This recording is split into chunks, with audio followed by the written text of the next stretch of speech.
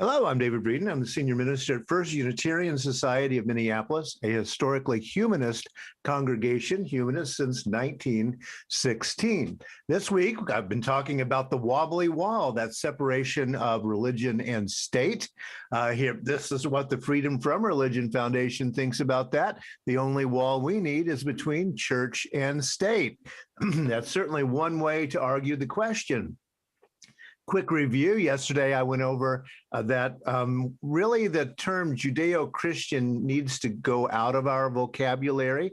It isn't Jesus versus Moses. That might make a good video game, but it doesn't make for good politics or good theological thinking. Judeo-Christian was a term that came out of the early 1930s when the Nazis began to crack down on people who were had converted to Christianity, but who were culturally Jewish or had been born in Jewish families. It comes into the U.S. through U.S. rabbis who knew what was going on in Europe and were trying to talk about getting beyond anti-Semitism by considering Judaism as a part of Western cultural theological thinking. But after the war, this began to be used by McCarthyite, right-wing, conservative-type people to talk about something that really doesn't exist. I've also been talking about non-secular, meaning that the government and a religion are very closely aligned.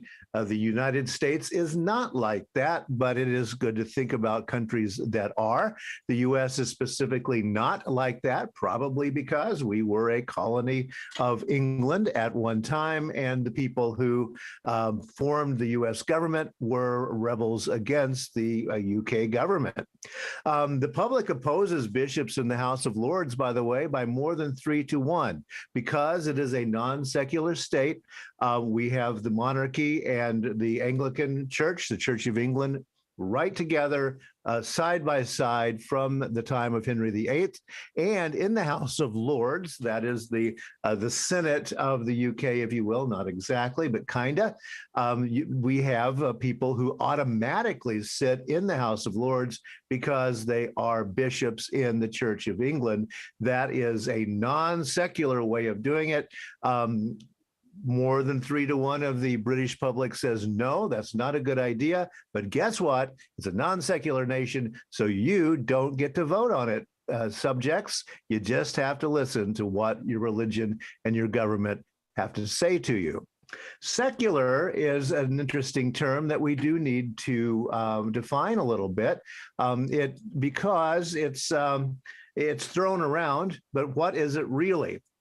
Well, it comes from a Latin root, seculum, meaning a generation or an age, a generation or an age, a time, secular. But then it began to be used in church Latin, Latin used within the Roman Catholic Church to mean the world, as opposed to the church. And basically the idea there and how this came to be was that secular is in time, that would be on the planet in history, rather than beyond time in eternity. Well, guess what? Politics is done, yep, in time on the planet, not in the beyond time of eternity. So secular has an interesting meaning in the Western world. So one question is it even possible to be secular?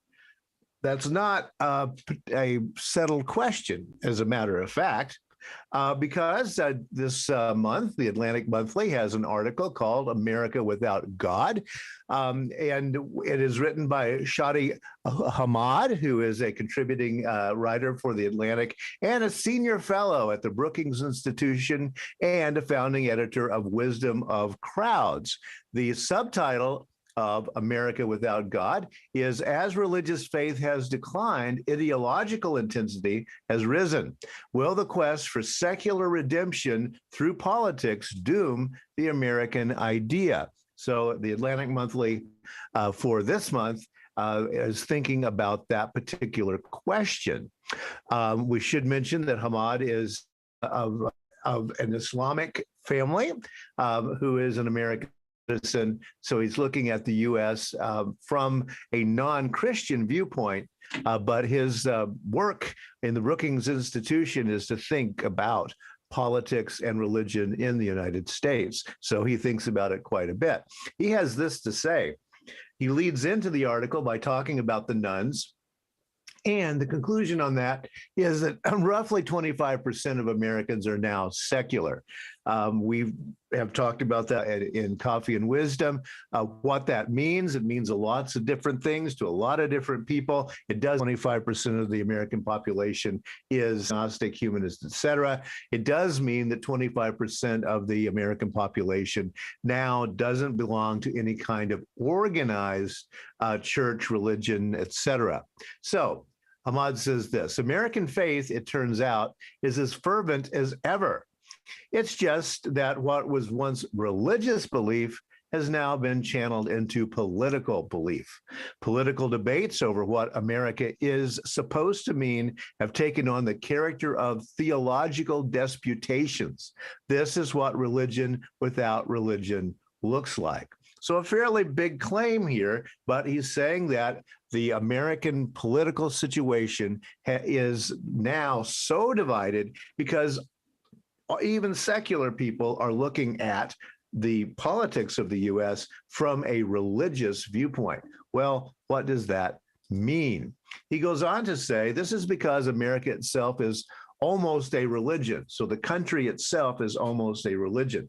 Now reflect on what that would mean then to this idea of Christian nationalism. As a Catholic philosopher, Michael Novak once put it, particularly for immigrants who come to their new identity with the zeal of the converted. The American civic religion has its own founding myth, its prophets and processions, as well as its scriptures. That's the Declaration of Independence, the Constitution, the Federalist Papers, etc. In his famous I Have a Dream speech, Martin Luther King Jr. wished that one day this nation will rise up and live out the true meaning of its creed. Creed being a religious term? Yes, it is. The very idea that a nation might have a creed, a word associated primarily with religion, illustrates the uniqueness of American identity as well as its predicament. So you see where Ahmad is going with this particular argument. Whereas religion sees the promised land as being above in God's kingdom, the utopian left sees it as being ahead in the realization of a just society here on earth. And here you see how the politics is going to start shaking out between Christian nationalists and conservative Christians within the body politic of the U.S. and those who are secular or liberal Christians, as I've talked about before. At this point, liberal Christianity basically is also liberal politics, and that's part of what has happened within the U.S. Frame of reference. He goes on to say, in religion in part is about distancing yourself from the temporal world, the secular world, right, time world, with all its imperfection. At its best, religion confers relief by withholding final judgments until another time, perhaps until eternity. The new secular religions unleash dissatisfaction not toward the possibilities of divine grace or justice, but toward one's fellow citizens who become embodiments of sin, deplorables, or enemies of the state. Left and right in the way that they break down seeing people who are the other within these traditions. And so both right and left, at least in the extremities, are religious in their zeal, is what Ahmad is arguing here. So there is then not an idea of unleashing dissatisfaction, he says, toward divine grace or justice. So we're not going to even argue about religion anymore, in other words, which is, yes, something that secular people once did a lot, but now we're really talking politics all the time. And this is what he's saying anyway. We can disagree or not, but it is a very good point to be thinking about, I think. He goes on, we are a nation of believers. If only Americans could begin believing in politics less fervently, realizing instead life is elsewhere. But this would come at a cost, because to believe in politics also means believing we can and probably should be better. So he is giving the devil his due and the secular its due, as a matter of fact, by saying, yeah, one of the things that this does do is some good because it improves, or it leads people to think about improving the human condition here on Earth, and specifically in the United States. Okay, so America's Regionalized Politics by Mark Tooley. Now, I should mention that this is an internal argument because Mark Tooley also is involved with the Brookings Institute. He is answering this particular article. He knows Hamad. America's Religionized Politics by Mark Tooley. He's Institute on Religion and Democracy president, editor of the IRD's Foreign Policy and National Security journal, Providence. Providence is an online journal. You can look at it here. And prior to joining IRD, Mark worked for 8 years in the CIA and is a graduate of Georgetown University, and he lives in Arlington, Virginia. So very much a part of the Washington Beltway, the swamp, or whatever you want to see it as. He's also a devoted United Methodist, I should quickly point out. So he says, at no point in American history were most people actively devout. And this is absolutely true. Christian nationalists will not say this, but when we look at the actual numbers that we have, and yes, it's a little difficult to look at the past. They didn't poll as we do nowadays, but this does appear to be true. I mentioned yesterday that the British poor people who were coming to the U.S. really had no interest in religion at all. They saw it as a political game. England was merely a non-secular nation where the monarchy used religion to control the poor, and they had no interest in being controlled. So they said, I'm done with that. But back to this. At no point in American history were most people actively devout. Church membership in the 19th century was lower than today, and lower still in the 18th century. But the American people mostly, consciously or not, sheltered under the spray of this spiritual fountain. By that he means, he doesn't really explain himself, but what he means is mainline Protestantism of the Congregationalist, Unitarian, Universalist, Presbyterian, etc., Disciples of Christ, and the mainline religions, ELCA, Lutheranism, that kind of thing. So that this was some kind of Protestant centrist, but leaning a little bit toward the less conservative side, was the spray of the spiritual fountain in the 18th, 19th, and 20th centuries in the U.S., which watered democracy, he says, while usually, if not always, displacing political extremisms that threaten democracy. So the argument here is that, such as his tradition, Methodists, it reduces the pressure by reorienting the political impulse both through a religious lens and specifically a liberal Protestant lens as a way of getting at more a consensus within the idea of what the U.S. should be. Now, widening the circle of concern is a report of the UUA Commission on Institutional Change from June of 2020, and they agree. And I should look a little closely at this. So those of you who are interested in Unitarian Universalism, you can see how this is playing out in this wider discussion. They say justice making is not a substitute for a coherent theology, and faithful justice making requires a liberatory theology. Well, now, what does that mean within Unitarian Universalism? Does it mean we need to go back to the state church of the Unitarians in Massachusetts, or what does it mean, right? They go on to say, amidst the diversity of the theologies represented in our congregations, justice work has become a proxy for what we believe in some congregations. So again, going right back to that Atlantic Monthly article that's saying, yeah, most Americans, or most UUs in this way, or many, how many, we don't know, believe that actually politics is more or less their religion these days. And that's not a good idea, to be into justice rather than into religion, is their argument here. While in other congregations, engagement with the intellect, debate, and social ties have been the substitute. Our justice work without theological resources and spiritual practices leads us down the path to burnout. Many of us have come to this faith seeking an alternative faith home and drawn by its actions in the world. Yet we don't often work to heal from our religious past.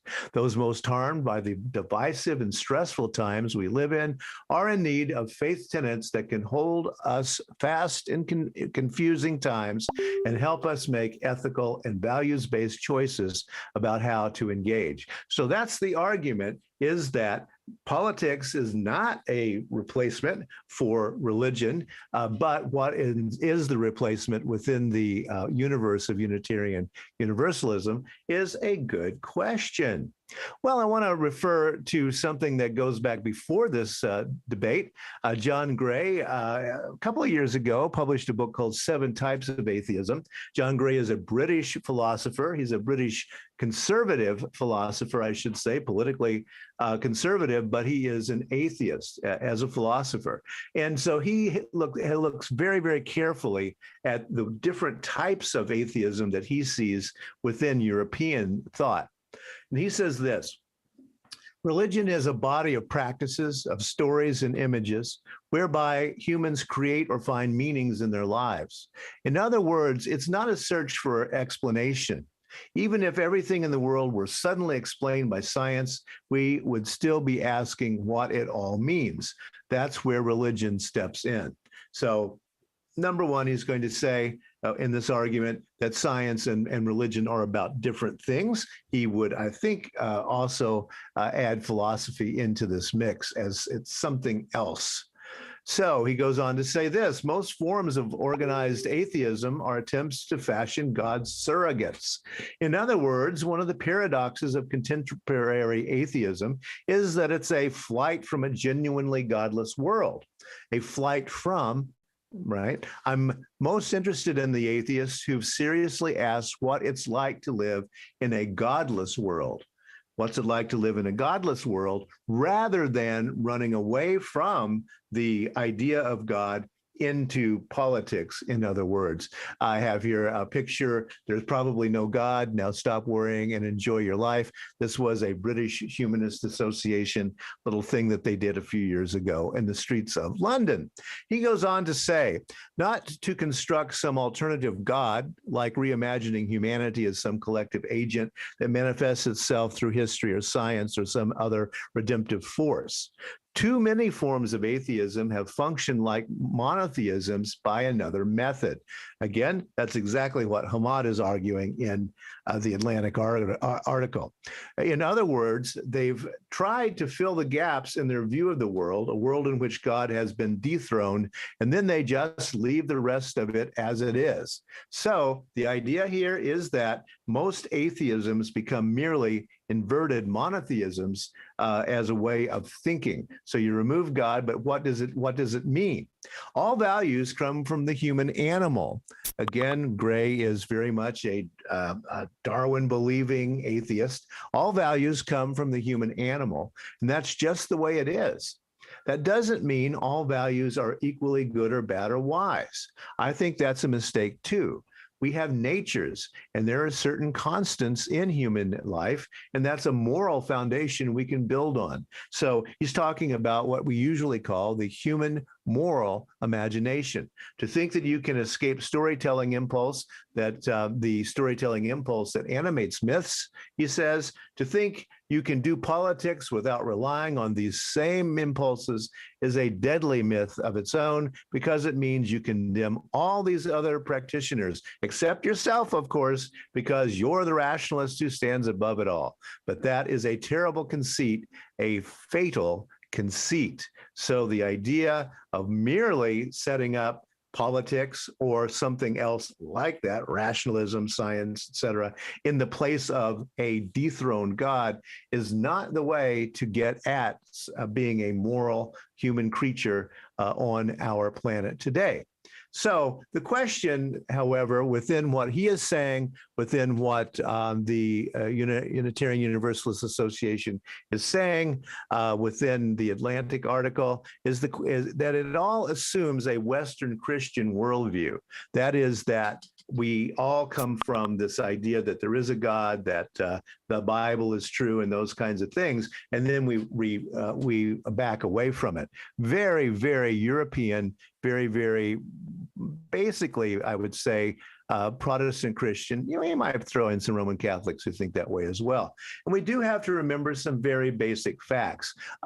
The biggest non-Christian, non-religious group in the world is in China, 720 million people. Now, have they all responded by being atheistic, by becoming political animals? Not really. In Japan, 74 million people are atheists. In the United States, 62 million roughly are non-theist or outside the regular religious bounds. So that's a lot of Americans. In Vietnam, 28 million, South Korea, 23 million, Russia, 21 million, Germany, 21 million.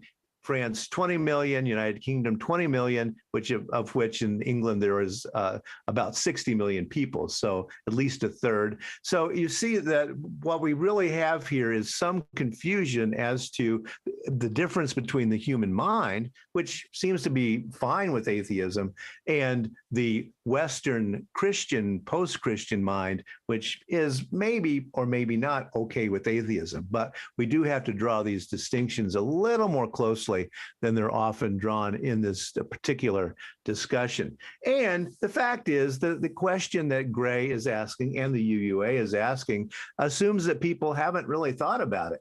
And they have. Humanists have been thinking about this for a long time. One of the founders of Unitarian humanism, a close friend of John Dietrich, the minister who helped create religious humanism at First Unitarian Society, had this to say: humanism holds that the religion that would be useful in this new day must be neither individualistic nor socialistic, but mutualistic. So he already, right in the first sentence, is setting up this thing saying, no, we don't have to go into either a personal sort of subjective world, or we don't have to go into a merely political world. We can go into some sort of communal idea instead. It must seek to weave the best personal values into a noble social order. It cannot preach a gospel that is purely personal, nor one that is purely social. It must preach a gospel that will help to balance personal and social impulses to the end that individual man, sexist language, shall experience within himself the harmony of his impulses, and mankind be organized for the harmonious development of all the races of the world. Such a religion is now finding expression here and there among all churches, in all religions, and in the lives of many who are not associated with any religious movement. Humanism is bringing into the light of day a religion of, by, and for the whole man and the whole world. So Curtis Reese, John Dietrich, they didn't think that's where humanism was going to end up, as merely an inverted political form of worshiping some sort of deity. But it is a little bit tricky here, because this is language that is very complex, and philosophical ideas that are a little bit nuanced, probably for most people to really have thought about. And the humanist history in the United States is pretty well buried within a larger political discussion of you have to be a theist or a non-theist, and those kind of much more political and kind of cliched kinds of arguments. So, for example, at First Unitarian Society of Minneapolis, we've had people living in a totally humanist world for well over a century, and we've developed aspirations. The people of First Unitarian have, I didn't, aspirations of the society. One is to live joyfully and ethically in loving, reverent relationship with humanity and nature. No God there. Pursue wisdom through reason, science, art, and the stories of civilization, not ignoring any of things other than reason and science. Make the change we need for a more just, compassionate, and peaceful world. Not live in politics, but make the change. And support one another's journey toward meaning and connection in the here and the now. That is mutual support, going all the way back to what Reese was saying, not about individual freedom to think whatever you want or to insist upon your own value system. So people have thought about this, but not mainstream people. These have been very small and isolated groups until maybe today. We will have to see how it really works out in the future if an idea of non-theistic living can become more mainstream in the US instead of leading merely to an inversion in which politics becomes religion. We'll see. We don't know, but we'll continue looking at that for the next couple of days. Join me on Sunday afternoon, 3 p.m. Eastern, 2 p.m. Central, for my answer to the question, does humanism have a future in Unitarian Universalism? A brilliant up-and-coming young UU minister and humanist, Alika Lewis Cornwell, will be the respondent. She's president of the Unitarian Universalist Humanist Association. Go to their website to register, First Unitarian in Pittsburgh, and you can sign up. You do need to sign up, although it is free. And don't forget, Wednesday, what's going on? We've got Bibles and Beer with special guest Reverend Wendy Jerome, an FUS member and humanist, who is going to do a little humanist Bible study looking at the Christian and Hebrew scriptures from the viewpoint of a humanist. Join us tonight, and I'll see you again tomorrow. Thank you.